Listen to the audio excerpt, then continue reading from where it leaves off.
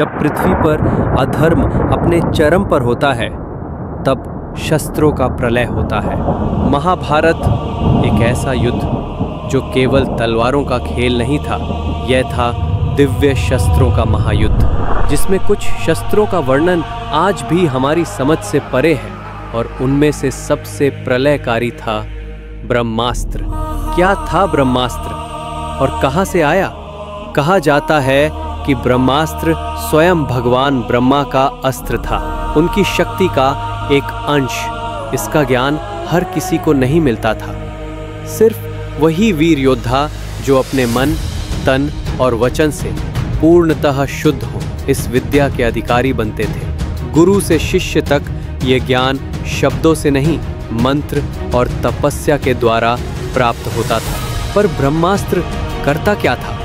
कहा जाता है कि जब ब्रह्मास्त्र चलाया जाता था तो आकाश सूर्य से भी अधिक तेज हो उठता था, धरती कांप उठती थी, पेड़ पौधे जल जाते थे, नदियों का पानी विष में बदल जाता था, भूमि बंजर हो जाती, कुछ स्थान वर्षों तक उपजाऊ नहीं हो पाते थे। इसका प्रभाव केवल शत्रु पर ही नहीं बल्कि प्रकृति पर भी पड़ता था। युद्ध के मैदान में इसका प्रयोग मतलब था अंतिम विनाश।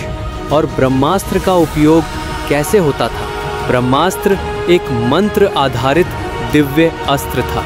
योद्धा इसे अपने धनुष या किसी अन्य शस्त्र के माध्यम से छोड़ता, लेकिन इसकी असली शक्ति उस मंत्र में होती थी जो इसे असंभव गति और अचूक लक्ष्य प्रदान करता था।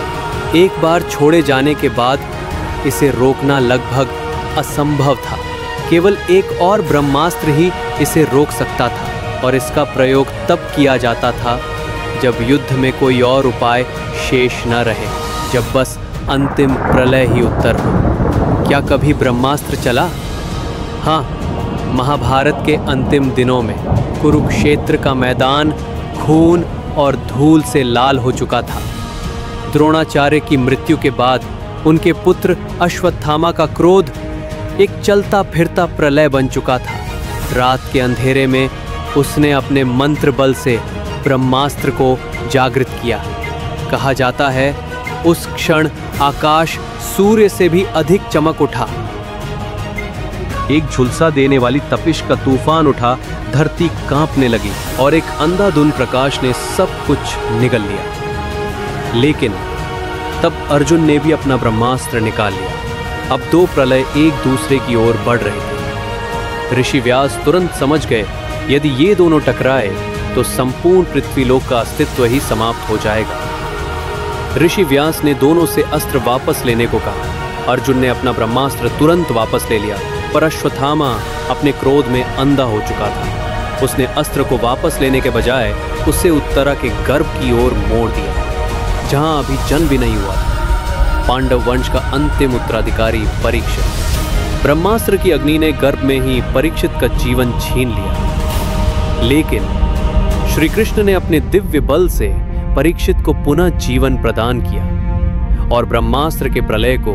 रोक दिया। क्या ब्रह्मास्त्र एक प्राचीन न्यूक्लियर वेपन था, या ये उससे भी कहीं अधिक विनाशकारी शक्ति का रूप था?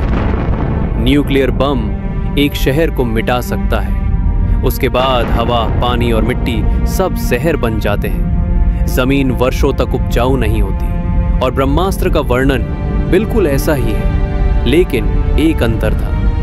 न्यूक्लियर वेपन एक मशीन है, इंसान बनाता है, बटन दबाता है। ब्रह्मास्त्र एक मंत्र आधारित दिव्य शक्ति थी जिसे केवल चुनिंदा और योग्य योद्धा ही चला सकते थे। और जब एक बार इसे छोड़ दिया जाता तो इसे रोकना लगभग असंभव था। हो सकता है ब्रह्मास्त्र एक ऐसी तकनीक थी जिसे हमने समय की धूल में खो दिया, या शायद ये एक ऐसा अस्त्र था जो मनुष्य और देवता के बीच का सेतु था। सत्य क्या है कोई नहीं जानता, पर एक बात निश्चित है, अगर ब्रह्मास्त्र वास्तव में था तो न्यूक्लियर वेपन भी उसके सामने सिर्फ एक छोटी चिंगारी लगता। तो आप क्या सोचते हैं? अपनी राय कमेंट बॉक्स में जरूर बताएं।